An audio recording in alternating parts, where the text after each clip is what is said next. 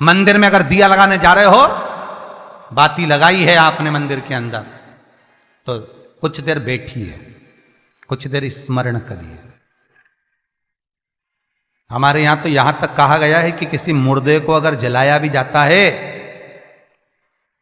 तो कपाल क्रिया तक रुकना पड़ता है कि थोड़ा रुकिए, कोई पीछे से आकर कुछ कर ना जाए।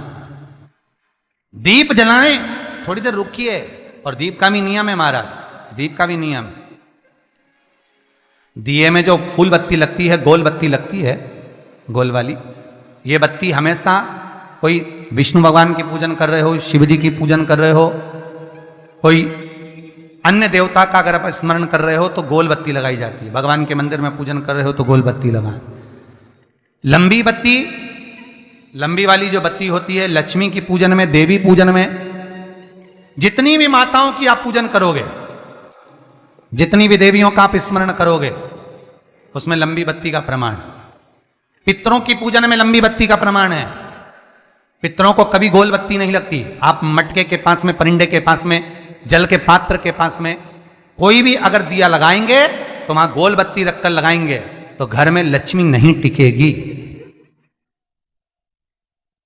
कई लोग कहते हैं कि परिंदे के पास, मटके के पास में, पानी के स्रोत के पास में जहां जल भरते हैं, हंडा रखते हैं, टंकी रखते हैं, वहां पर मटके के पास बत्ती लगाओ, दिया लगाओ, पितर शांत रहेंगे। तो पितरों को शांत करो, मना नहीं है, पर दिया लगाने का नियम है कि पितरों को अगर आप दिया लगा रही हो मटके के पास, परिंदे के पास, या अमावस्या के दिन पितरों के लिए अगर दीप लगा रही हो तो गोल बत्ती अगर लगाओगी तो कार्य कभी सफल नहीं होगा। धन आएगा जाएगा, टिकेगा नहीं। इसलिए पितरों के लिए अगर दिया लगाना है, पूर्वजों के लिए दिया लगाना है, पितरों के लिए अगर दीप लगाना है तो लंबी बत्ती लगाइए, लंबी बत्ती। महाराज, लंबी बत्ती का प्रमाण हमारे यहां शास्त्र करते, गोल बत्ती का प्रमाण। और सुंदर चरित्र कहा, यदि आपके जीवन में बहुत ज्यादा लक्ष्मी से तकलीफ है, कष्ट बहुत ज्यादा है, या इसलिए शायद कहा जाता है कि भगवान को सर्वश्रेष्ठ कौन सा चंदन अच्छा लगता है। आपको पहले भी कथा में कहा, आगरा की कथा अगर किसी ने सुनी होगी तो उसमें वर्णन किया है। भगवान को सर्वश्रेष्ठ चंदन कौन सा, भगवान को सर्वश्रेष्ठ चंदन कौन सा प्रिय है, वो कौन सा चंदन है जो भगवान विष्णु को लगाएं, राम को लगाएं, कृष्ण को लगाएं, वो कौन सा चंदन है जो श्री हरि को लगाया जाए। तो जीते जी भगवान विष्णु एक बार गले लगाते हैं, उसको कहते हैं हरि चंदन। कौन सा चंदन है? हरि चंदन। हरि चंदन बाजार में नहीं मिलेगा, हरि चंदन आपको बनाना पड़ेगा। कैसे बनाना है? तुलसी जब सूख जाए उसकी जड़ को निकाल लिया जाए, वो जड़ को पानी में धो लिया जाए, धोने के बाद उसको सिलबट्टे पर, पत्थर पर घिसा जाए और घिसकर उसमें थोड़ा सा कुंकू, रोली डालकर तैयार कर कर जो भगवान विष्णु के मस्तक पर, कृष्ण राम के मस्तक पर लगा देते हैं और उसकी एक बिंदी अपने हृदय पे लगा लेते हैं। जीते जी भगवान एक बार उसको गले लगाते ही हैं। हरि चंदन प्रियता। जैसे शिव महापुराण में रुद्र चंदन का भाव है, शिव महापुराण में रुद्र चंदन का प्रमाण दिया जाता है। अगर आपने लिंग पुराण पढ़ी हो तो उसका 5वां स्कंद अवश्य पढ़िएगा महाराज। और शिव महापुराण अगर पढ़ रहे हो तो उसका कुमार खंड पढ़िएगा, जिसमें रुद्र चंदन का प्रमाण है। रुद्र चंदन कैसा? रुद्र चंदन का प्रमाण कैसा? तो महाराज कहा, चंदन घिसकर, पीला चंदन घिसकर उस चंदन को 3 मुखी रुद्राक्ष पर लपेट लिया जाता है। 3 मुखी रुद्राक्ष पर उस चंदन को लपेटा जाता है। लपेटोगे उसके बाद उसको ऐसा गोल करोगे तो एकदम चिकना हो जाएगा, एकदम चिकना, ठीक है, एकदम चिकना हो जाएगा। और उस चंदन को आप शिवरात्रि के दिन, और कोई से भी महीने की शिवरात्रि, किसी भी महीने की हो, सब फलदायी होती है। अगर आप पंचांग में देखेंगे तो शिवरात्रि लिखी हुई आती है, हर महीने शिवरात्रि पड़ती है। किसी भी महीने की शिवरात्रि पर रुद्र चंदन, अर्थात जो चंदन का आपने 3 मुखी रुद्राक्ष में लेपन करा है, उसका गोला बनाया है, वो चंदन अच्छा मोटा मोटा कर लेना, अच्छा बढ़िया, ऐसा नहीं कि थोड़ा बहुत ही लगाओ, पूरा रुद्राक्ष दिखना नहीं चाहिए, पूरा लपेट कर उसको शंकर के शिवलिंग पर ले जाकर रख दीजिए और फिर धीरे धीरे शंकर भगवान का जल अभिषेक करना प्रारंभ कर दीजिए। वो चंदन पूरा धीरे धीरे शंकर के शिवलिंग पर डलना चाहिए। शंकर के मूल मंत्र श्री शिवाय नमस्तुभ्यम का जाप करिए। यह कहलाता है रुद्र चंदन।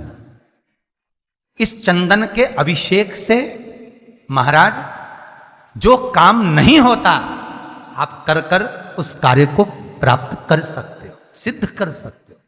रुद्र चंदन, हरि चंदन, रुद्र चंदन, ये वो चंदन है जो जीवन का सुख प्रदान करने वाले, हरि तत्व देने। मंगल है, राहु है, केतु है, दशा बेकार चल रही है, लक्ष्मी नहीं आ रही, कष्ट बहुत है, फैक्ट्रियां नहीं चल रही, कहीं मत जाओ, मेरे शिव की शरण में जाकर एक बार शिव महापुराण को पूरी सुनो। शास्त्र के हटकर कुछ नहीं बोलेंगे। जो शास्त्र सम्मत है, स्कंद पुराण में, विष्णु पुराण में, नर्मदा पुराण में, लिंग पुराण में, शिव महापुराण में, भविष्य पुराण में जितनी जितनी बातें लिखी होती है उसको छाट छाट कर लेकर आते हैं, आपको बता देते हैं कि आप ये कर लो, उससे फायदा मिल जाएगा। कोई ज्योतिषी नहीं, कोई कुछ नहीं, बस केवल भजन करो, शंकर का अनुमोदन करो और विश्वास रखो शंकर पर, तो किसी को 1 रुपया देने की जरूरत नहीं पड़ेगी। भजन करो, विश्वास शंकर पर रखना, जन्म मरण और परण वो देगा, सुख वो देगा, समृद्धि वो देगा। जिसके घर में बहु रिद्धि सिद्धि हो, जिसके घर में अमोद और प्रमोद पोते हो, जिसके घर में शुभ और लाभ दरवाजे पर बेटे बनकर विराजमान होते हो, जिसके घर में स्वयं अखंड सौभाग्य देने वाली पार्वती हो, जिसके घर में लक्ष्मी देने वाली लक्ष्मी बेलपत्र के पेड़ के नीचे झाड़ू लगाती हो, जो स्वयं सरस्वती को स्वर प्रदान करता है, वो शंकर है।